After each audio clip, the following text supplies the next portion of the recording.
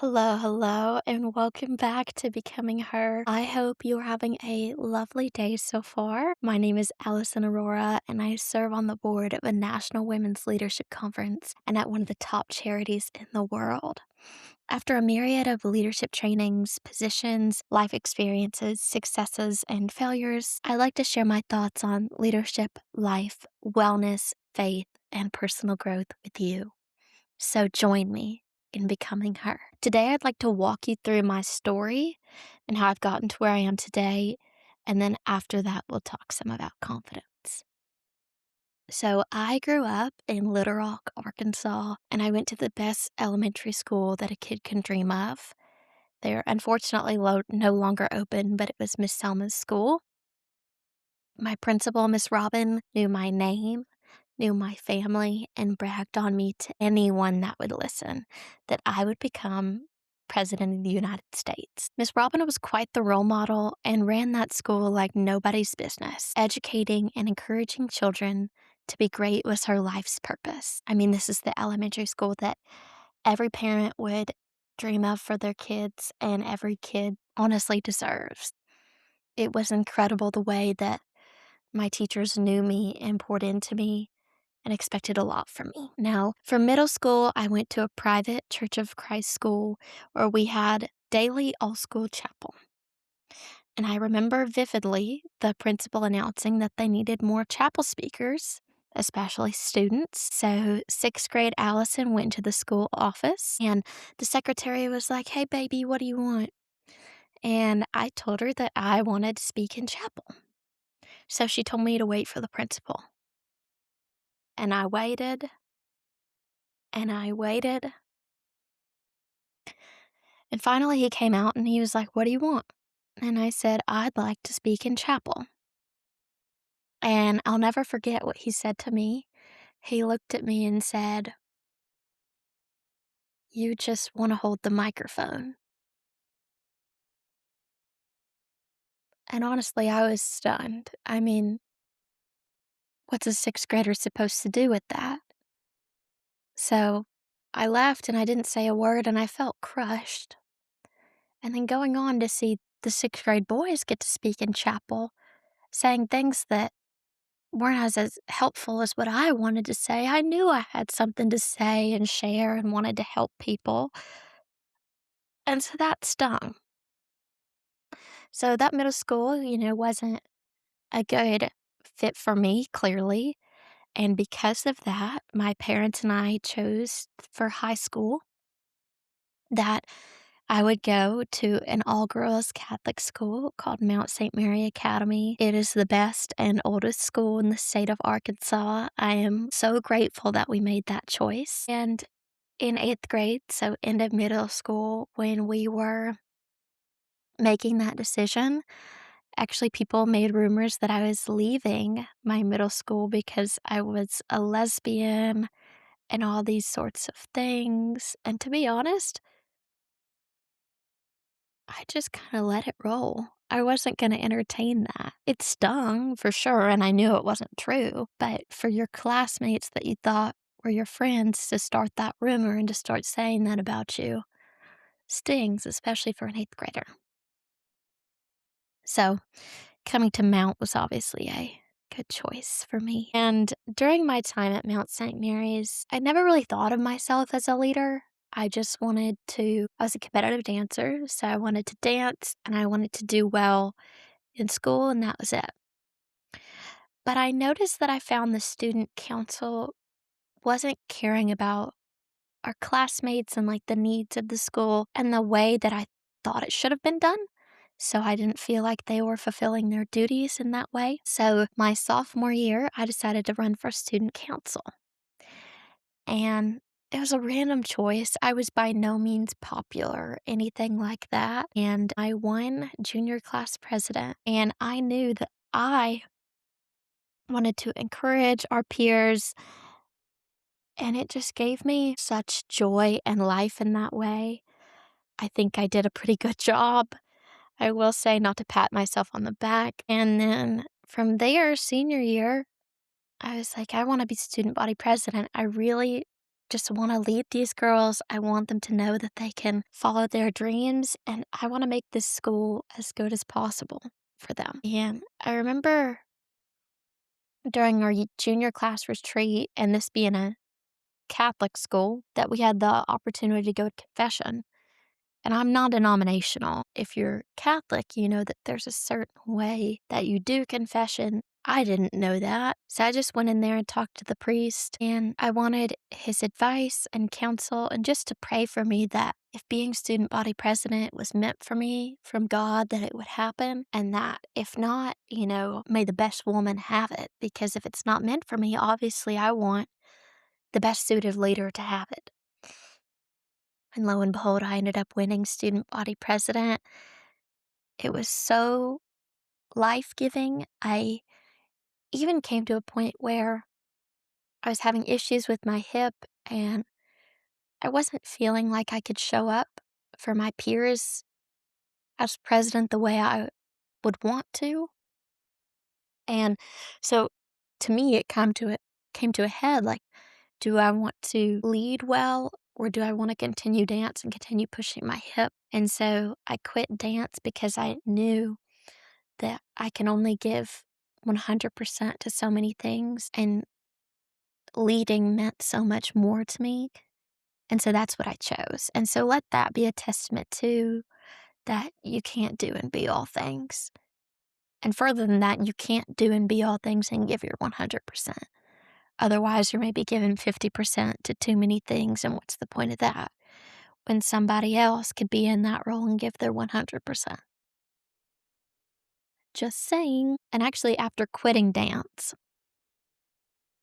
I thought I was getting in trouble, honestly, that we had a teacher who was in charge of our service. So our junior year, we would go off campus for the period and we would do a service in the community. And she asked me to talk to her after class. And I was like, oh Lord, what have I done? And I'm thinking through all the things like how I could be in trouble because with her, it was probably going to be that I was in trouble. And I was like, no, no, no, Coach Lawrence, can we just talk about it now? And she was like, no, after class. Well, after the class, we finally talk, and it turns out that her best friend is a State Farm agent, and he had some male interns, and, he just wasn't impressed, and he wanted to see what it looked like to have a female intern, and I was the only person that she could think of.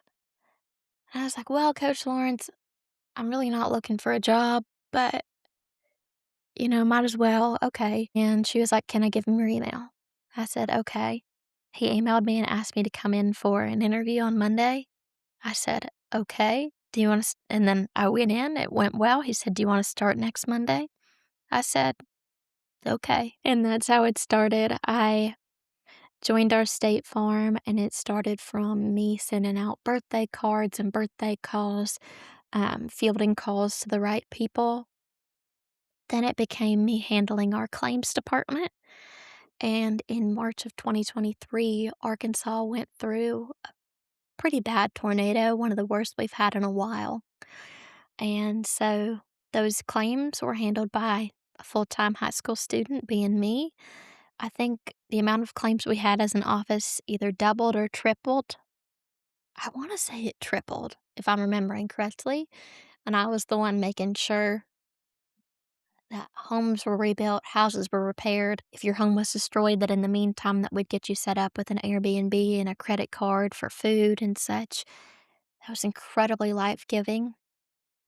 Then I went on to get my insurance licenses, property and casualty, life and health in the state of Arkansas. I now actually have them in the state of California as well.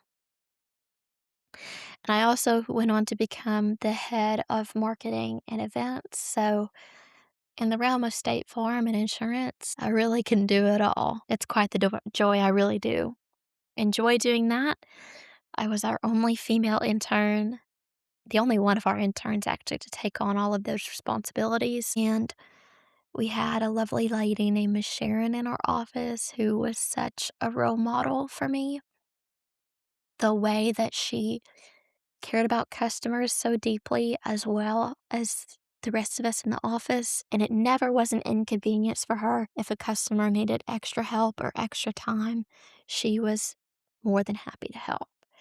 So, my time in high school, I started doing competitive dance, ended doing competitive dance, well, stopped doing competitive dance to pursue being a leader at school and taking care of our student council. And then I ended up working at State Farm as well. So everything always works out for the best. Now, going on to college, my dream was to go to Pepperdine. Some of my family is originally from California. My mom got to move around a lot. I've only lived in Arkansas, so I was really wanting my turn. And my uncle went to Pepperdine and loved it. So I was like, there we go. That's what I want. So I asked the college counselor at my high school, how can we make this happen? Because if you don't know, Pepperdine is a really expensive school, especially if you're from Arkansas, where everything is less expensive versus California. I bet you can kind of see the disparity on your own. And she said, you need to get competitive offers from comparative schools. So that included a school called Westmont, which is another private Christian school in California, and Harding in Arkansas, private Christian school in Arkansas. I got invited out to the honors scholarship weekends for Harding and Westmont. Harding, I don't think I got it. And then Westmont, they did offer me entry into the program, but the scholarship money wasn't enough. So I said thank you, but no thank you. Pepperdine didn't come back with enough scholarship money at all, so I couldn't make that work. So my senior year of high school, I ended up committing to the University of Arkansas. I was prepared with a roommate and about to pick our room orientation. And I was really disappointed in myself because senior year, as student body president, before we graduate, it's my job at the closing prayer service to give a speech to inspire the young ladies of our school to follow their dreams and that they can do anything. And how am I even equipped to do that if I couldn't complete my dreams? I mean, who am I to say all that to them, right? So I felt like a failure completely, kind of heart crushingly, to be honest.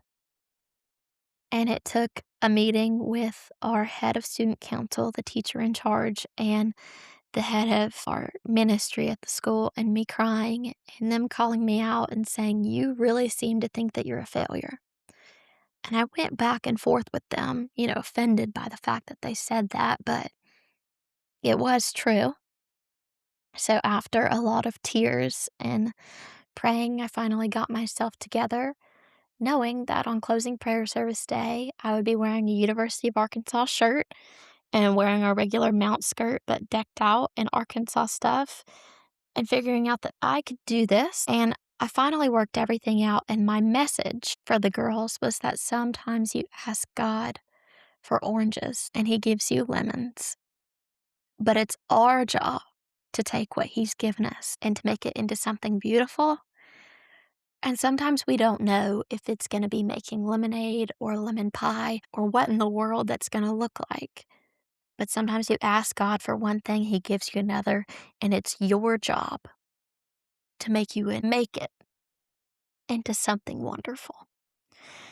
And that really honestly helped me in realizing, like, okay, I didn't get what I wanted by any means, but I can make this into something great. My dad always told me it's not about where you go to school, but what you make of it. And honestly, being in college, I am realizing more and more that that's true. Now, backing up to these scholarship interview weekends at Westmont, I met one of the executives, just ran into her. My mom and I were admiring this tree that had these like stunning upside down pink flowers. I just really liked them. And then this executive walks past and she also shared the sentiment that those were her favorite flowers on campus. Now, for reference, the Westmont campus has a ton of flowers, so that's kind of really quite the coincidence. And we had seen her speak at the scholarship weekend and just so appreciated her poise and confidence and impact. So we kind of spoke about women in leadership and how that was important to us. So after I gave my closing prayer service speech and laughed and felt good about going to Arkansas, I thought, you know what? I'll email this to Irene. At the very least, she'll enjoy it. At the most, who knows what'll happen. And the next day, I got a call. Westmont had given me more scholarship money, some additional, because I was like, hey, I've got to fly back and forth from Arkansas. And I got the offer to be on the task force of the Advancing Women in Leadership Conference. So it took some crunching numbers and talking to my parents. But right before I was supposed to choose my housing at the University of Arkansas, and for reference, like we had hired a rush consultant. Like I was going to Arkansas. There was no ifs, ands, or buts about it. After talking with my parents, we very late put the deposit down to go to Westmont, and I dropped out of Arkansas. And it has been such a blessing, honestly. And getting wind of this, the more money that Westmont was offering and the Women's Leadership Conference offer, Pepperdine even came back with more money, but it didn't come back with the offer to be on the Women's Leadership Conference, and I knew that that was the impact that I wanted to make. I mean, that was honestly what sold me on Westmont, and what drew me there was getting to know Irene deeper and be mentored by her, which she is such an upstanding lady. I love the way that everything she does in her life and in her work shows just her heart for others, her love for the Lord, and her values. You don't find that in many people. End of story. Like, it is just so impactful, her class and poise and the way that she makes choices. It's incredible. Now, in my time at Westmont, I am actually the only student to be in both of our honors programs, the Augustinian program and the President's Leadership Fellows program. The only student. I did our Westmont Leadership Development program as well, and they enjoyed me so much in the President's Leadership Fellows program that I've come back as the teacher's assistant. My first year at Westmont as well, they had me on the cover of the magazine as a display of classic leadership. I've worked on our 10 years marketing plan with Irene, of course. It's just been so wonderful and honestly such a challenge and growth in all the right ways. Now, to be very candid, for this summer, internship wise, my advice from one of my beloved professors, Ed Null, who's macroeconomics professor and knows so many things. He was like, Allison, I want you to get out of insurance and I want you to get somewhere big name and fancy. So, of course, I applied to Goldman Sachs, JP Morgan Chase, Deutsche Bank. I mean, you name the investment firm or big name company, I applied. And Goldman Sachs and JP Morgan Chase, I even had an interview. But every single one of my big name offers was declined, which I mean takes a hit to the ego. Like, just to be honest, it does. It stung for sure. But, it's one of those things where what I struggle with is putting my trust in God and not worrying about things and really giving things over to Him. And so it was like, okay, obviously this isn't meant for me this summer. That's just not where I need to be. And through my lovely mentor that I've been working with this semester, the executive, where in last episode we talked about her advice and what I've been learning from her. She connected me with the CEO of the Literacy Project, which helps young kids learn how to read, which, if you don't know, leaders are readers. When you learn to read, your life outcomes change exponentially. That was true for Dolly Parton, who I love and admire her reading library, or whatever she calls her charity, where she sends your child a book once a month until they enter kindergarten. was all started because she grew up in rural Tennessee, and the only way that she knew that there was anything for her outside of the Appalachian Mountains was because she could learn to read and saw things about princesses and cowboys. She realized that there was so much more that she could be.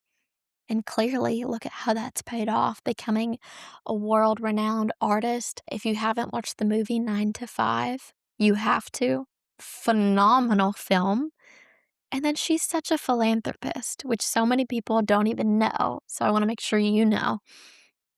You have to look into her reading library. It's so wonderful. And if you don't know, her and her husband never had kids, and they genuinely believe it's because they were destined to have the children of the world be their kids. And that's why she's so passionate about what she does. So, anywho, sidebar, but I do believe that reading and the ability to read is so important. So, I got connected with the CEO of the Literacy Project. We spoke, and she said, send me over a proposal. I sent it over, and I will be starting with them this May. I am so excited to be able to help such a phenomenal charity and to have a tangible impact on the children of the United States. I think it will be just so life giving. And it's once again just one of those circumstances where, from that speech I gave in high school, wherein you ask God for oranges and He gives you lemons, sometimes you just don't get what you want. And in that circumstance, it was that I didn't get to Pepperdine. Well, guess what? After that speech, I ended up at Westmont. And I ended up, on the board of a women's leadership conference, a national women's leadership conference at that. Things always, always work out for the best. And this summer, the big banks all said no, and that's okay. I'm going to have a wonderful time giving back. And I think this is just another way in my life where I've been shown that giving back to help people lead is one of the things I'm meant to do. Because, like I said, leaders are readers. You've got to know how to read. It's just so important. So, all of that being said, my story is just one of trial and error, and most of all, success after many failures. So, let's move on to confidence, which is what I think something most women struggle with in comparison to men. And you have to be willing to put yourself out there and fail or be told no or look stupid. You just have to. There's an old Latin proverb. Don't ask me how to pronounce it. I took French in high school, not Latin. And so in English, it translates to that fortune favors the bold. If you don't ask for something, no one will give it to you. And I think there's something really powerful in having a dream or knowing what you want, but not knowing exactly how to get there and trying.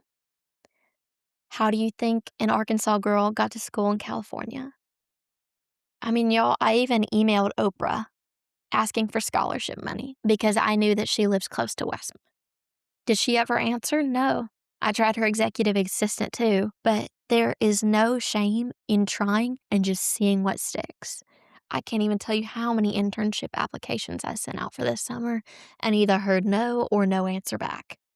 Like, you've just got to keep trying until you find something that sticks.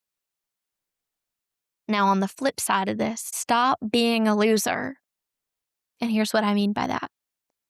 If you're going to ask for a raise per se, you need to have reasons why you deserve that raise and have a plan. You've got to be assertive. You've got to get some audacity, but don't be unreasonable. My dad says that you'll never know how much you're worth until you can get someone to pay you it, which is 1000% true. Furthermore, something else I've learned is that no one will take you seriously until you take you seriously. You have to fake it until you make it. If you want to be great, start doing the things that you believe future you would do to get where you want to be. Stop being lazy. Get yourself into a routine. Build healthy habits, because when you show up for yourself and build that confidence, you're teaching yourself, hey, if I can deliver for Allison, I can deliver for others in a greater way. And this goes back to what we talked to last episode that Amy taught me. If you can't lead yourself, no one else is going to want to follow you, and you cannot lead others. So building a routine and showing up for yourself is leading yourself well. That way you can lead others. Something else that helps is what I call presentation of value. When you work on yourself through reading or education, taking care of yourself and your health, you become better equipped to be a good friend, serve others, and to do your job. But it can't stop there. In order to really present value, in addition to all that good stuff, you need to show up prepared, because failing to prepare is preparing to fail. Look clean, dress nicely, be on time or early, send notes after a meeting, put your name and date on everything. You have to be visible that you are great, because if your supervisor or others cannot see how great you are, how will they know to give you more responsibility? How will they know to consider you for a promotion? You have to be good at what you do, present value, and be visible. And all of these things help you build confidence. You've got to start believing that you are the main character in your life. End of story.